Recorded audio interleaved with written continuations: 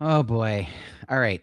So I've been thinking about doing this for a while, but I've now had a number of conversations with authors. So just want to gather my thoughts here and share them with you. If you're working on a book, you probably asked yourself these questions. You probably reached out to other people.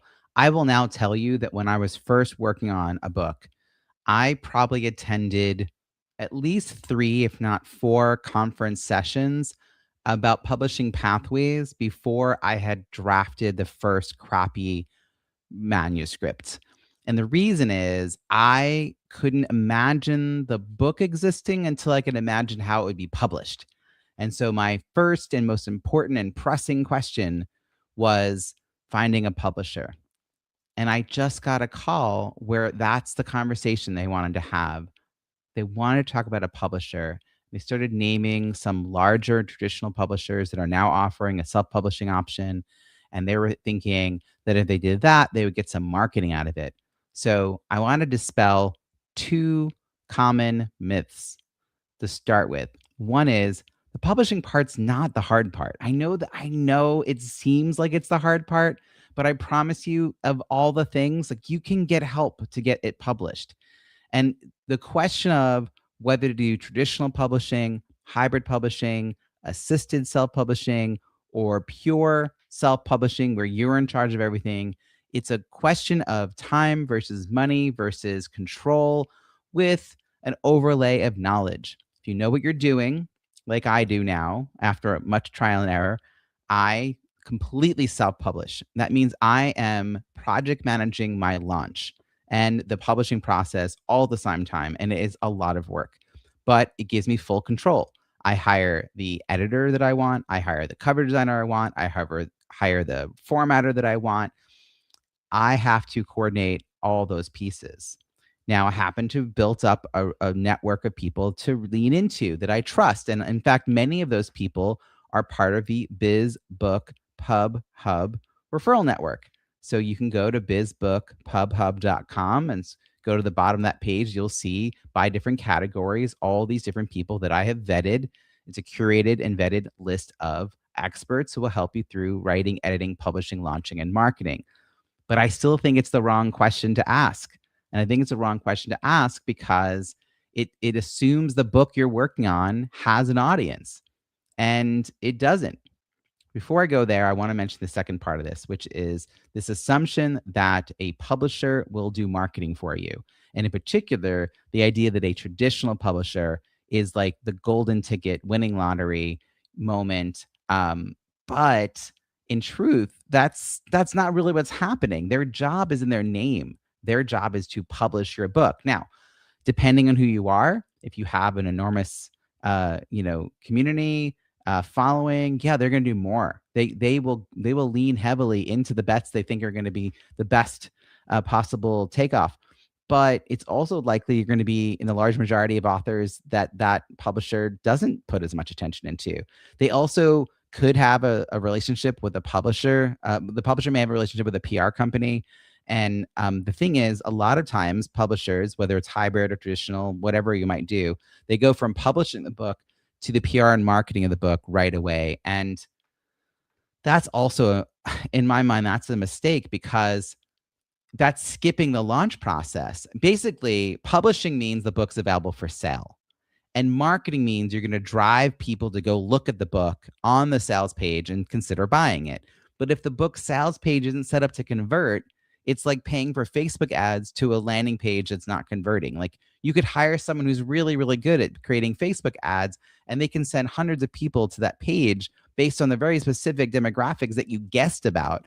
But if the wrong people are going to the page, or the page is not converting, it doesn't have the right information on it, whatever it is, it's not going to work for you.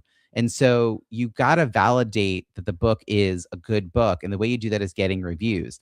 And you get reviews by getting your launch team involved. And that's the piece that I think most people skip. And that's the piece that I focus on, is building a launch team of likely prospects, people who directly would benefit from the book, and referral partners, people who might know the people who would benefit from the book. Okay, so just remember this: publishing, that their job, publishers publish your book. They're not in charge of marketing your book. And when they do offer you marketing, it's in the form of PR, public relations, press releases, maybe getting on some podcasts, right? It's not going to be leveraging your network, because that's the piece that most people skip, and it's not easy. I wrote about all the details, all the steps, all the strategies in my book, Launch Your Book, An Entrepreneur's Guide to Reviews that Drive Revenue. And you can go literally step by step. I have had clients tell me, well, not even clients, these are people who never paid me a dime except buying my book.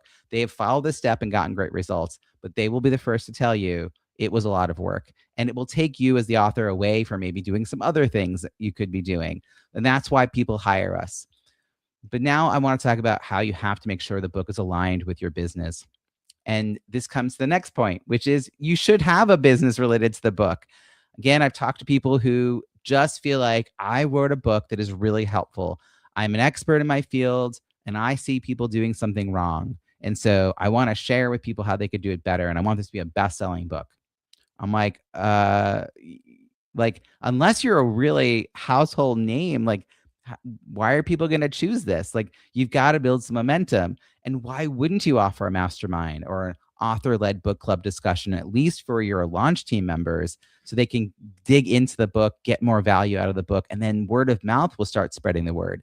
So the idea that you're going to write a helpful book without testing the ideas, without having conversations with people, without validating it, and then hope that millions of people are going to buy your book and you're going to be a bestseller.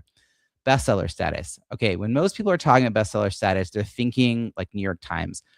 Boy, if you got 100 grand laying around, or even more, $250,000, like, we could get you into all these different places. It's expensive. Are there ways to organically end up on the New York Times? Organically, I mean, I'm thinking of the trans handyman. She got on there by touring, I think, 40 cities. I mean, that is not easy. That's not nothing. It costs a lot of time, money, and effort. So most of us, we aren't going to aim for that. Maybe USA Today, their lists roughly sell 3,000 or more, depending on the time of year. You might be get like not top of the list, but you can just get like number 150 on that list. How do you sell 3,000 copies? Well, you do that through bulk orders. There's a whole process about what counts, what doesn't count. Again, very small percentage of the people I'm working with are aiming for even USA Today. Most people, when they're talking about bestseller status, they're talking about Amazon. And the thing is, you could sell like 24 books in a lot of categories in order to hit that, coveted number one bestseller status. That orange ribbon is not all that it like seems to be talked about, because I've hit it 37 times across 4 books in 4 countries. And none of those times did I get more money in my bank account. It's a fleeting moment. Now, there's a screenshot at the top of my LinkedIn. You can see that I got ahead of some really high named, high profile authors, which is very exciting for me. But that moment happened and it passed. What is still there, which you can see even from my last book, as over 250 reviews. And my book before that, my book, Break Out of Boredom, over 250 reviews. That's my book about Zoom. That is social proof that will stay on the book sales page, that will help the individual reader who's thinking about buying your book. It'll help the person considering booking you to speak be like, yeah, this is the person we want to pick, because clearly people really like their content. And it also helps the algorithm, because people will find you, discover your book on the search results page based on certain keywords, based on the number of reviews overall, the quality, meaning closer to 5 stars of those reviews, the recency of those reviews, and the percentage of verified purchase reviews. So all those things go into the mix. It's the algorithm that helps your book be discovered by other people who don't already know you. And then they'll see how many reviews you have, and then that will help them buy the book, and then they'll use the book and they'll spread the word. So please, let's make sure we're asking the right questions. Make sure you're writing a book that actually has a plan behind it. If you are a content expert, you should not just have a book be a business card. That's a common refrain. It should be a business asset. It should be opening doors and propping them open and allowing you to have a conversation with your prospects, with your referral partners throughout the launch process. That way, it's business development. The goal is to get 50 or more Amazon reviews, written reviews, not just the 5 stars, but 50 or more written reviews. But the purpose of a launch is to wake up and engage your network by you, the author, you, the business owner, having conversations with your launch team over time. It is a lot of work. You can read all about my process in my book.